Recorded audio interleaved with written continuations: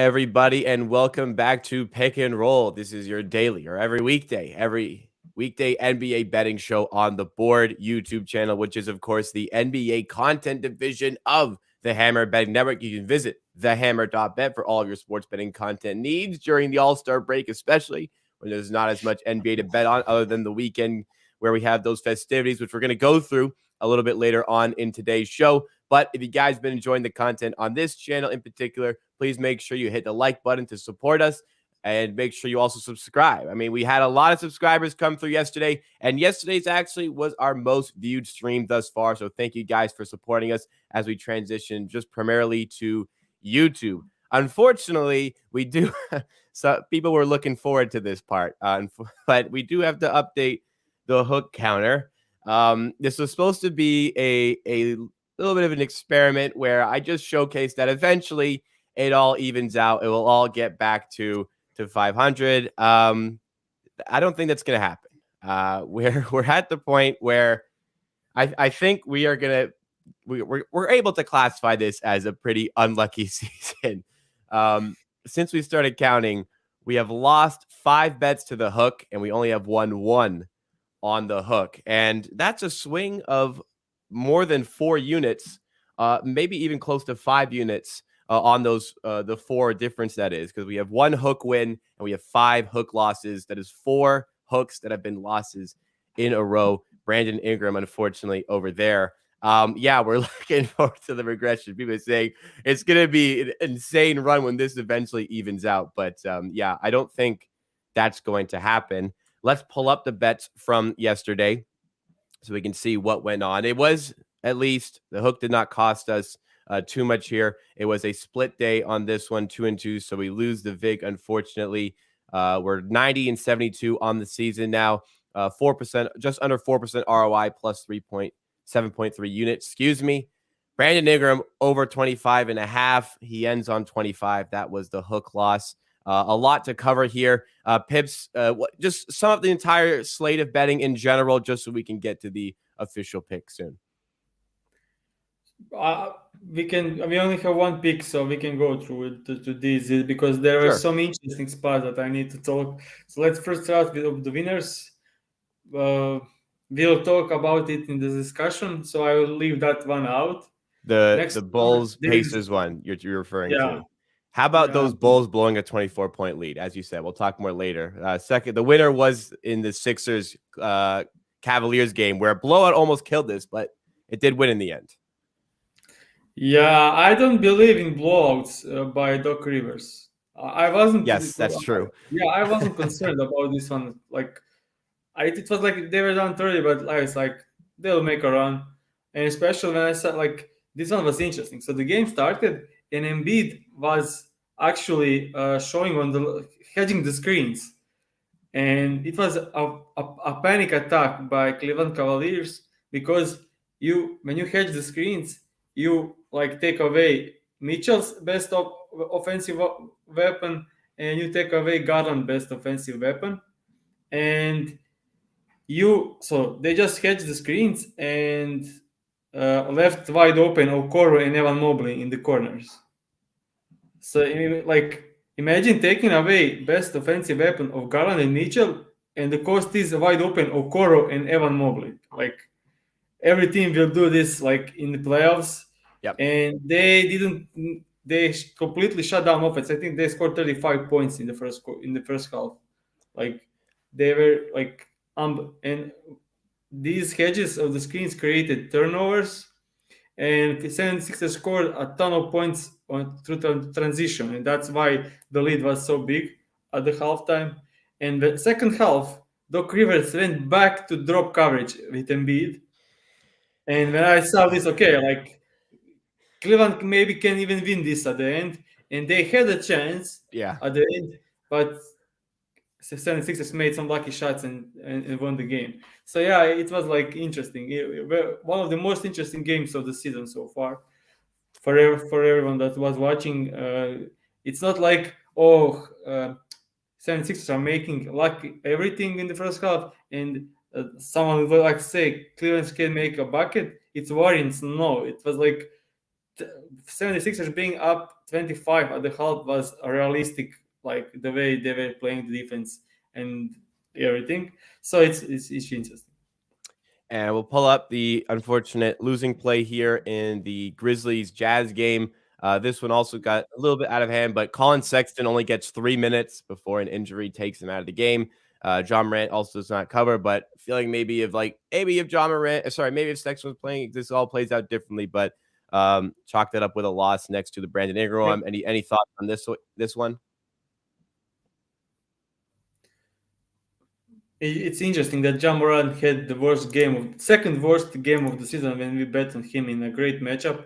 I mean, he had 26 field goal attempts in this game, shot 8 from 26, and shot 3 from 8 from the free throw line. Like expected numbers expected numbers for Ja Morant when he shoot 26 times and get 8 free throws is like 35 points, and he had 20 points. So that's unbelievable. But Colin Sexton injury in 3 minutes into the game, like settled this bet. So Yeah. nothing we could do. And Brandon Ingram got out to a really slow start where he wasn't even playing. He just wasn't shooting very much. I think he was 3 of 7 at halftime for 8 points. Great second half, but the Lakers blow out the New Orleans Pelicans. If it wasn't for the blowout, Brandon Ingram gets those last 3.5 or so minutes, and maybe this one does cover in the end. So I'll first say Brandon Ingram is amazing shot maker, like unbelievably good. And here is why. So the first quarter started with Jared Vanderbilt, and I didn't expect him to start. And they started Jared Vanderbilt, and he did amazing job defending Brandon Ingram. And not only that, he did amazing job. They didn't. So they blitzed him, hedged him, trapped him, double teamed him. He did everything they possibly could to stop Brandon Ingram, and he will still cover if he didn't left the game with 4 minutes left. So that's how great he is, and that's how hard he works to find a way to score on Lakers. Because like it wasn't not like he wasn't shooting in the first half. He was unable to shoot. He still scored amazing, difficult shots, and was very aggressive. So yeah, this one hurts because I think if this wasn't a blowout, I think we could see Ingram 30 plus points easily, because in the last couple of minutes of the game he's ultra aggressive, getting to the line, driving to the rim, and no one is getting shots besides him. So yeah, I think this one of the worst beats of the season. And yeah, like I said with the hook counter, it's 1 win, 5 losses. I mean, it is a very small sample. I guess in a larger sample, that'd be unlikely, but it's just like, come on, 5-1 on the hook counter. It does feel a little bit unlucky. Want to add something else? Lakers this kind of Lakers team is really, really good. They played great last night. Like, Yeah, they did. Finally, everyone, LeBron back and playing. Yeah. It was very interesting. I do like LeBron, so I'm interested to see how this all works going forward. His health is a concern, but he's going to get a nice All-Star break to recover. So I think they'd come out firing once the games resume next Thursday. This is, of course, the last show before the All-Star break. There's no games tomorrow. A little bit later on in this show, we will be going through some All-Star game betting tips, some leans that we have for the game to add a little bit of action to the weekend. So stay tuned for that. We're also going to talk a little bit extra about the Chicago Bulls. Aaron does not want us to go through more on the Bulls, but we gotta. We absolutely have to. But before that, we are going to go through the official pick for today's show. Only one official play. It is a small slate, but we are going to pretty much the same or a similar play to we had last week involving Anthony Edwards and Rudy Gobert on the Minnesota Timberwolves. Here is the play. So we are betting on Edwards over 24.5 points combined with Rudy Gobert over 11.5 points, means 105 at DraftKings. And the reason for this bet is matchup. That's the Wizards are a great matchup for both.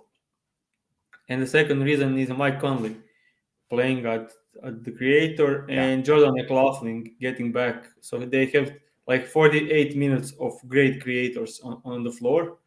Jordan McLaughlin is one of the most underrated players probably in the entire league because he's great backup point guard, and they miss him. He was out like for 75% of the season, and I just love him. And Gobert is playing second unit, and he has a good chemistry with him. Kyle Anderson could be back, so they could have like three great creators on the team, which will make life so much easier for Edwards and Gobert because all three players are pass first players and not shooting much, which will only increase usage for Edwards and quality of the looks for Edwards and Gobert. And yeah, just like these are a great matchup for scoring for the first offensive options. Last time they played, Edwards scored 29, even with Towns playing. So it was Towns and everyone was healthy. D'Angelo Russell, Towns, and Edwards got 29. And if you take a look at Edwards' form, like he didn't cover only against the Memphis, and all the other not covering were due to the blowouts. This is a game with 2.5 spread. I actually think this should be even spread. Like there is like 50-50, completely 50-50 game because I think at the moment Wizards with healthy Bill, Kuzma, and Porzingis, Gafford, like everyone on this team, I think this team is better, but they are playing on the road, so I will just give it like even game, like 1 point spread at the best. So I project this game to be close and hope it's close, so these two guys can cover these lines.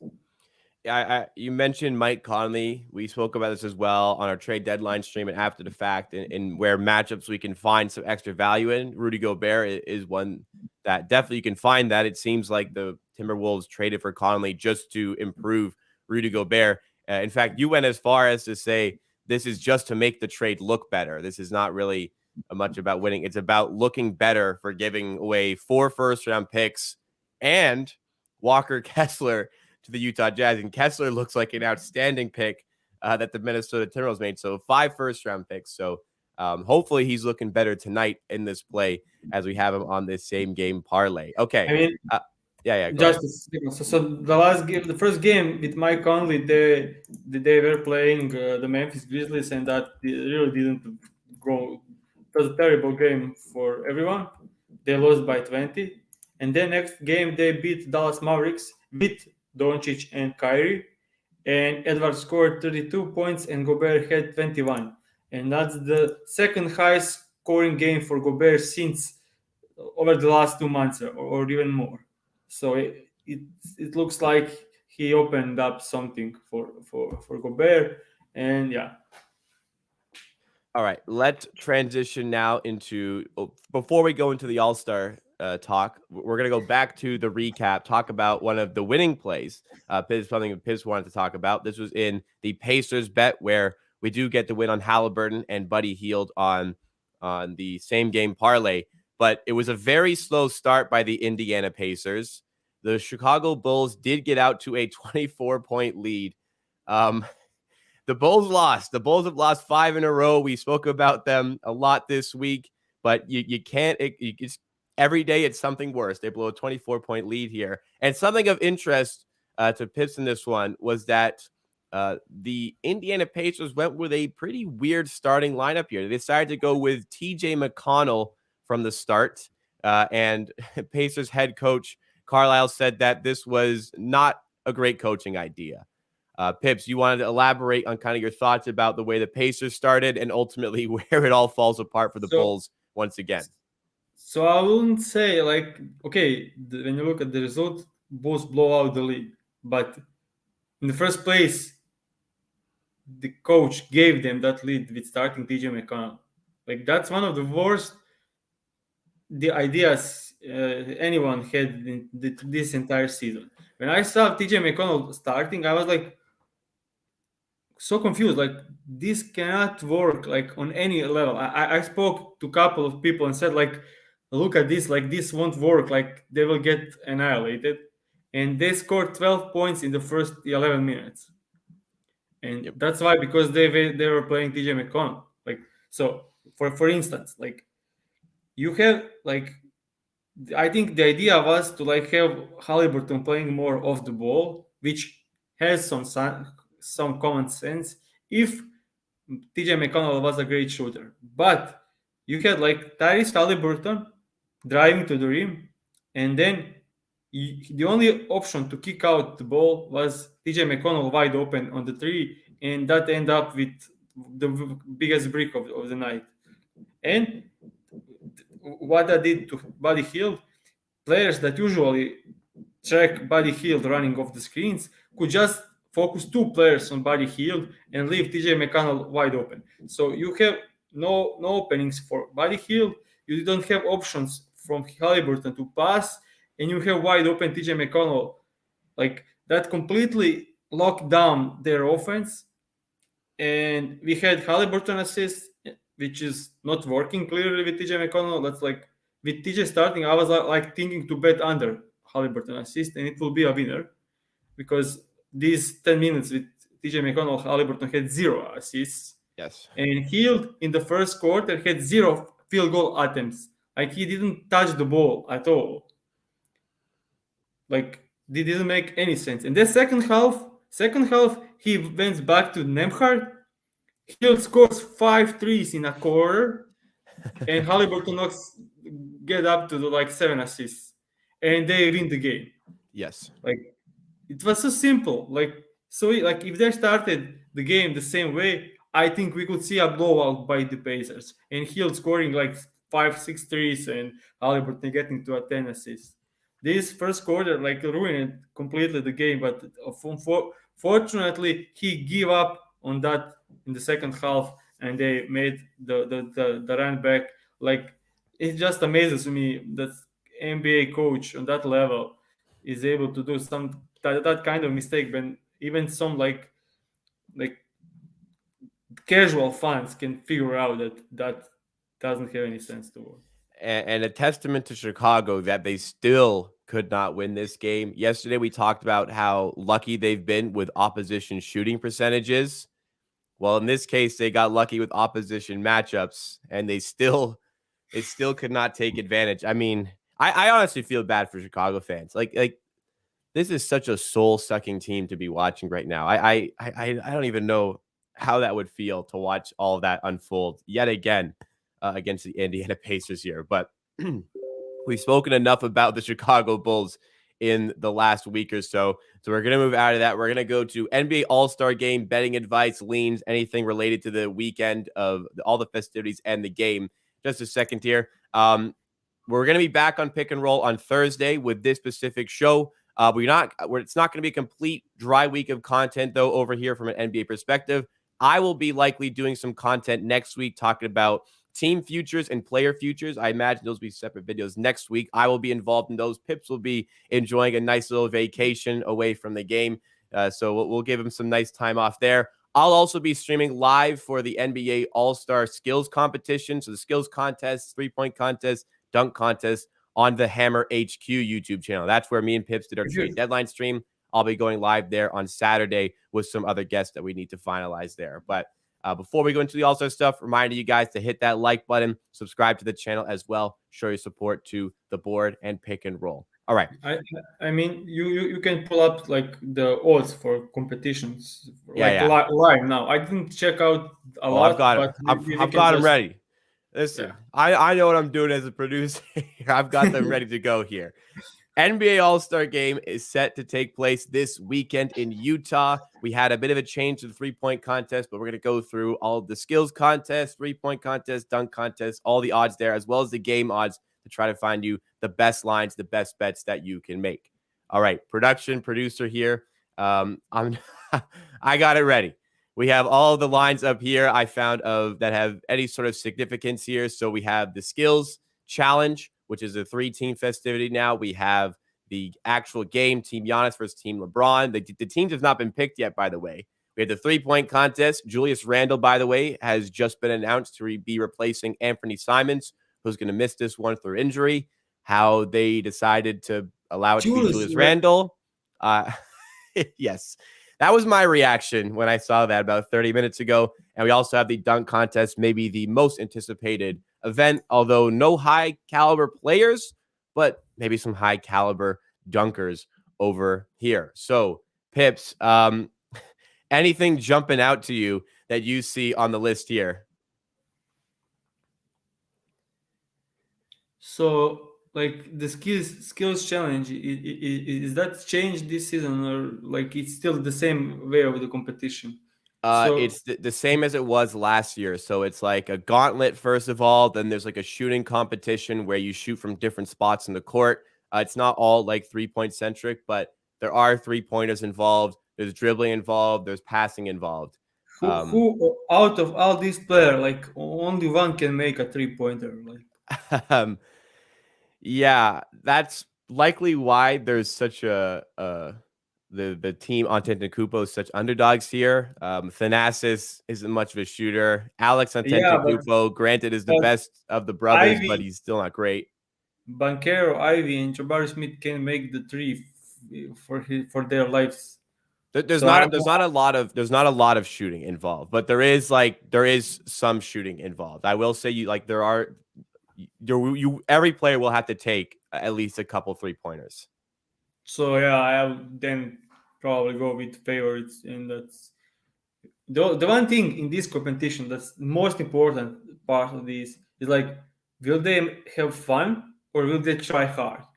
Yes, And motivation. When I look at Jordan Clarkson and Colin Sexton, I know they'll try hard. Like Colin Sexton will like give 110% in this. Walker Kessler, with that trade, he's always trying to prove something, and he's playing like to prove something the entire season. So I can expect the more of the same from him, but he's probably the least talented of the first six with dribbling and passing. And so, but I still like I think Team Jazz win this like 70% of the time. So means my So minus 25 looks nice.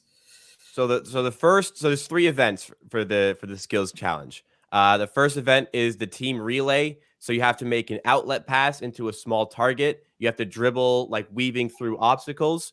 You have to shoot take a shot in the lane. Then you have to hit a left corner 3, and then you have to go to the other basket where you just lay up, dunk, whatever, just score at the basket before your next player can begin. That's what you typically see with these skills challenges. The second event is a team passing competition. I've never seen this before, but Yeah. there's 3 variations of passing. So it's just about passing the ball, short distance, long distance.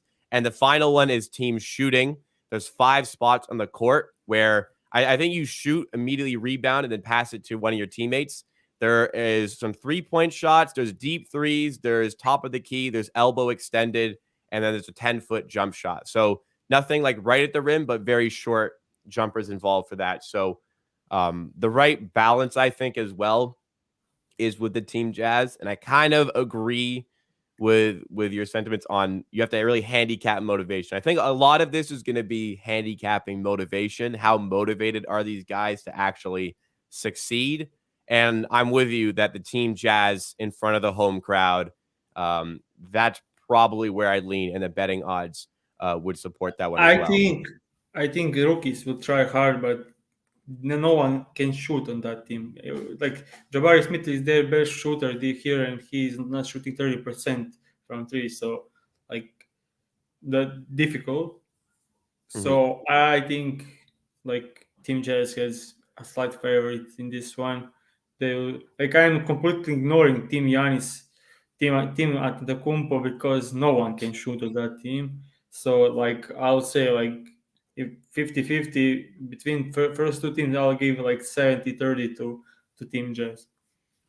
Okay, so we'll move on from the skills challenge. By the way, if you're listening audio format, it's Team Jazz with Clarkson, Kessler, Sexton at minus 125. Team Rookie with Banchero, Ivy, Jabari Smith at plus 145. And Team Antetokounmpo with Giannis, Thanasis, and Alex. Alex being the one in the G League, the fourth brother, at plus 500.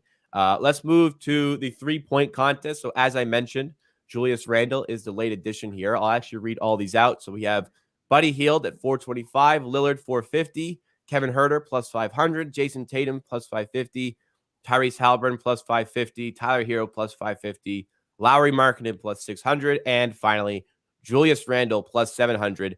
It's actually strange. Anthony Simons was a plus 800. and he got replaced by Randall, who's plus 700. I'm not sure how Randall has better odds than Simons at this event, but he's shooting 33% this season. Anywhere you would look and you would lean, Pips, by taking a look at the 3-point contest here? Buddy Hield and Laurie Markin will I be was my, thinking the same thing, actually. yeah, those will be my two picks.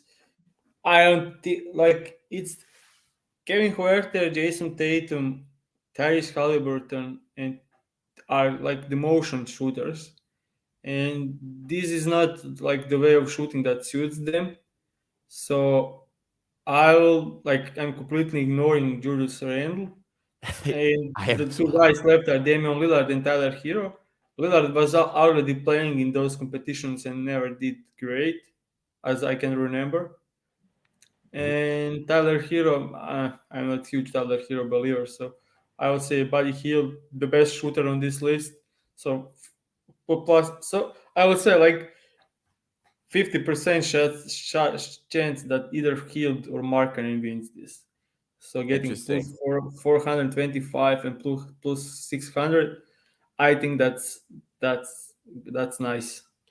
I was actually also thinking Markkinen just because of the price here compared to everybody else. Like I think Markkinen can win this event, and he's second best odds in order to do so.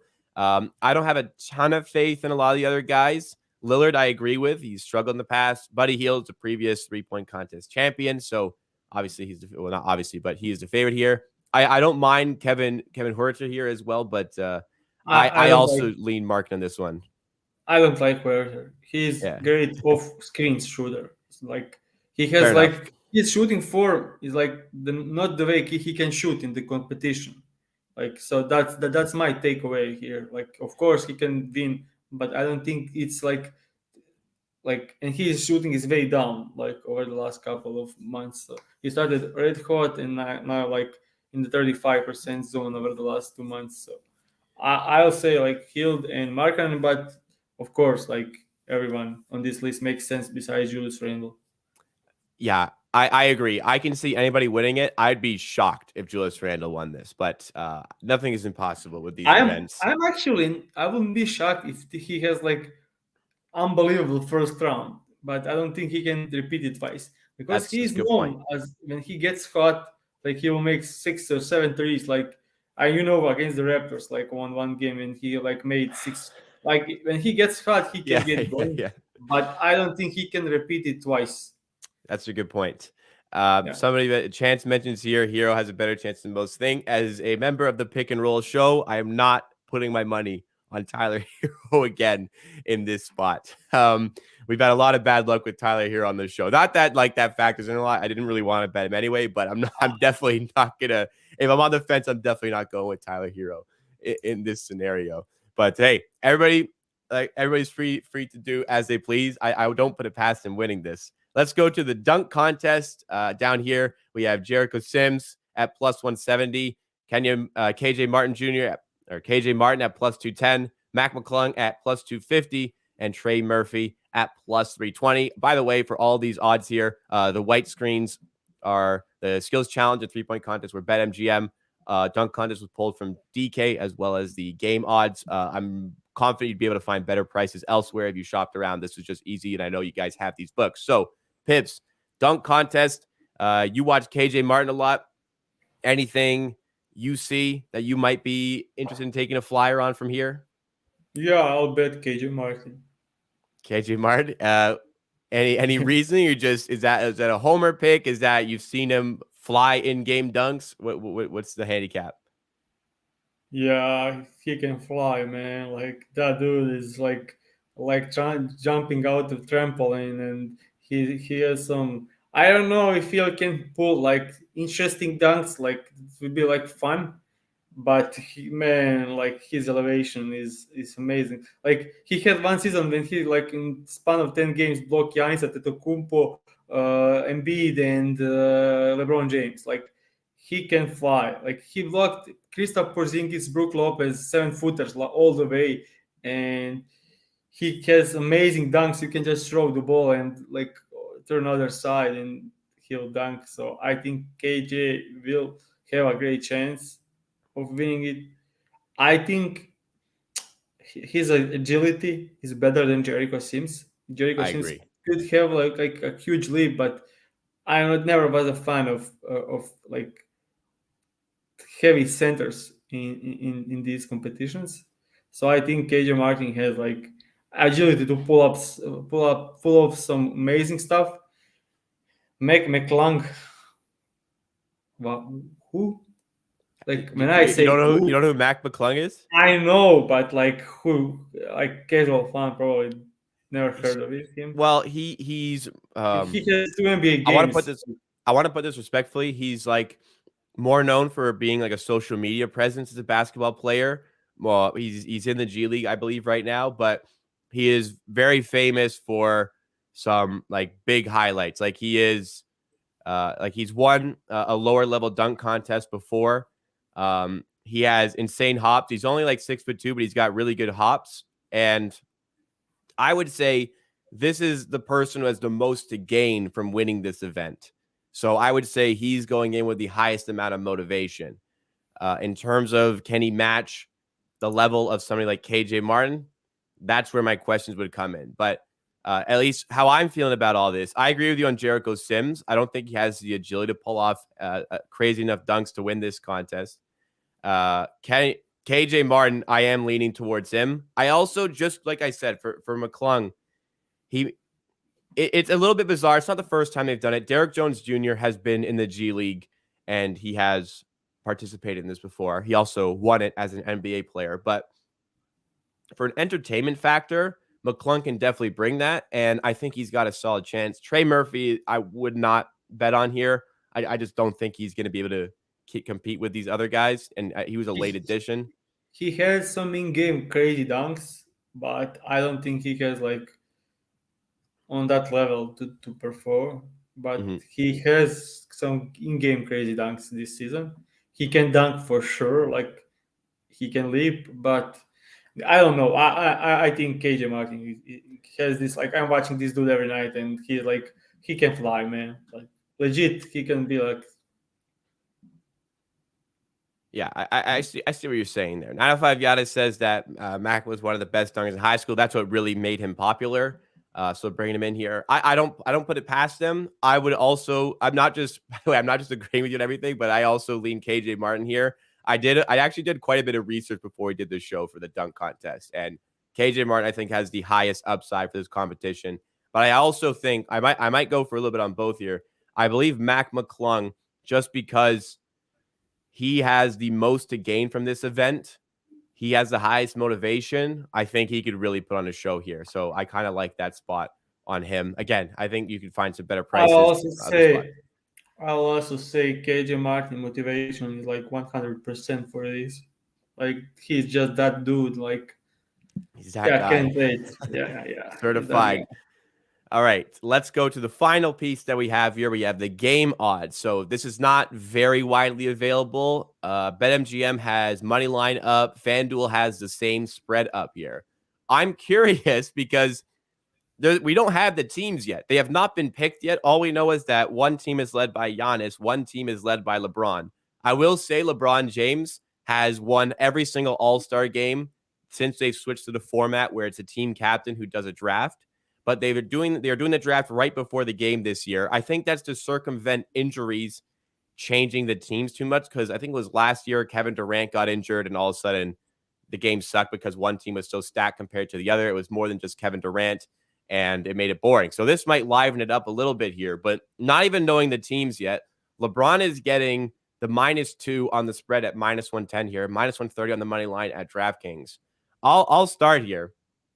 LeBron is not fully healthy. He got I think he got 29 minutes yesterday against the Pelicans. He was capped at 30. I understand like LeBron's motivation for All-Star games seems to be crazy compared to others. Giannis has had like huge motivation for All-Star games in the past, but I believe he already has an MVP, so I'm not sure if he's going to continue to go like that. Um, I just think like LeBron is not fully healthy, and this should be an even game. And plus, and I'm getting like a +2 for Team Giannis. I think I'm gonna be betting Giannis, Team Giannis on the spread at the +2. Anything I say resonating with you at all, Pips? Any thoughts you have into this game without any teams other than knowing who the team captains are? If I then need to choose between LeBron James and Giannis, I will go with Giannis because Okay, like that guy is like playing it. It's like it's game 7 of the finals in the he doesn't care. Like he will just dunk on people and he won't care. Like he will get wide open dunk and he will just dunk on it and like he's not like trying to make it look like fun. He'll just get his shit down and that's Giannis. That's the way I see Giannis playing in those games. Like people like he will make a layup. Like he doesn't care. He'll get his points and yeah. so I mean, this is just difficult. I know I'm gonna be on the Hammer HQ watching along for the All Star skills stuff, not for the game, but just because I probably will watch the game. I think taking a +2 where I feel like it should be more even. I think I'll that's a just fine spot. I'll just say like there is a huge spot to be bet on the players' points in the All Star game. Like last couple of seasons, there was so many great spots to take. Like Jokic under points over assists, and Luka Doncic under points because these dudes don't even try. Like they're complete fun making of it. Like and we had some high lines for Doncic and Jokic over the last 2 seasons, and I don't think they even like trying to score at all in these games because like it's huge for the guys from the USA and like but these people like Jokic and Doncic from Europe they don't care about All Star at all like they just like go there to have fun and to like joke around and I bet the unders last 2 seasons and they won easily so something to look up to. Interesting. Again, like we were saying earlier, motivation seems to be the biggest thing with all-star betting. If you can try to like gauge like Jokic, how much does Jokic really care about playing in this game when he's the MVP favorite by a big margin now, and his presence and health is important for his team. Like that's definitely something significant that you could look to. So I like that information as well. Sam has come through and said that Team Jazz is +100 on Caesars for that skills challenge. I actually quite like that spot. Pips gives his I thumbs up of also approval there. I'll add that you need to line shop like crazy for this one. Like Yes. yeah, this is one of the most important line shopping because the difference can be huge. Yes, completely agree. Very wide variance from sportsbook to sportsbook for something like this. So, like -125 on BetMGM to +100 Caesar. That's a massive difference to your betting. So, thank you for pulling that information. I can see myself dabbling with that one. But that is all from the All-Star betting angles and leans. Want to remind you guys that Pick and Roll will be back next Thursday as the NBA gets started again. But there's more content coming on the Board YouTube channel. I'll be talking about some futures betting, hopefully a video specific to team futures and player futures going into that Thursday where Pips will be back from his vacation. The NBA will be back from his break and we'll be back to regular scheduled programming. But for all the content, please make sure you are subscribed to the board. Please make sure you have liked up this stream as well to show your support, help us get on some more recommended pages. Also remind you guys, Saturday on the Hammer HQ, I'll be going live for all the dunk contest, three-point contest, skills contest, providing some betting insight as we go. Just hanging out, having a good time. Hope to see you guys there. We will be back on Thursday with Pips, though. So take care, everybody. Enjoy the NBA All-Star break, all the festivities. Enjoy your vacation, Pips. And we will see you next time for more Pick and Roll.